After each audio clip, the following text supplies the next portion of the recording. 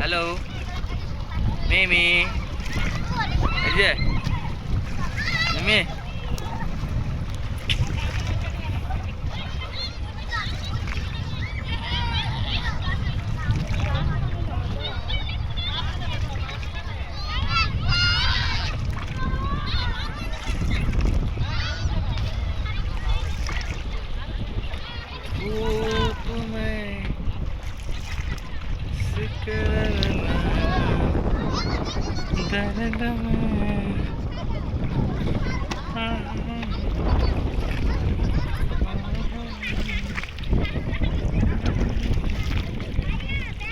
বইটাতে চালাইতে গেলাম কাকা, আসার সময় আইলাম 2 মিনিটে, যাওয়ার সময় আর মানে 2 মিনিটে, আর মজাই থাকবেন না, বোঝেন নাই।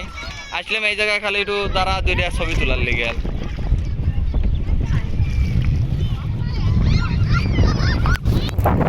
দেখ কিবা লাগাইছে সবটি উঠিয়া দে, আমার ওটা দে, ও টাঙ্গিছে লেখা।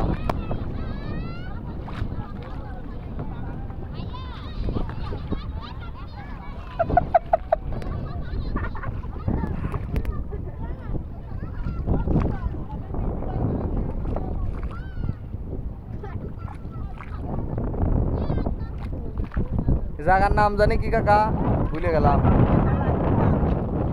কালাই না, রেশমপুর।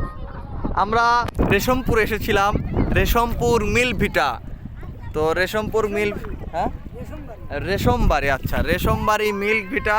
আমরা এখান থেকে আসলাম।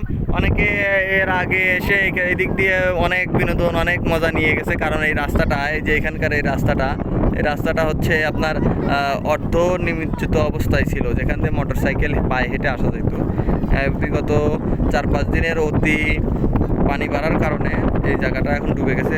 ফলে এরকম বৈঠান নৌকা অথবা এরকম ইঞ্জিন চালিত নৌকা নিয়ে আপনাদের এখানে আসতে হবে। এই জায়গাটা বেশ ভালো। মাঝখানে বলতে গেলে এই জায়গাটার কথা বলতেই হয়, এই জায়গাটায় 2টা বট গাছ আছে। এলাকার লোকজনের কাছ থেকে শুনলাম এই জায়গাটা হচ্ছে নাকি ঈদগাহ মাঠ হিসাবে পরিচিত। এখানে সবাই ঈদের নামাজ কালাম পড়ে। যাই হোক, মোটামুটি বেশ সুন্দর।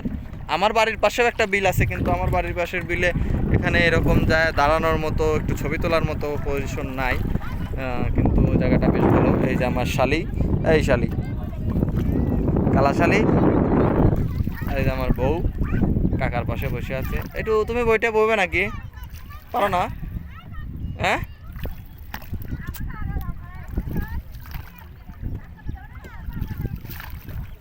দে দে,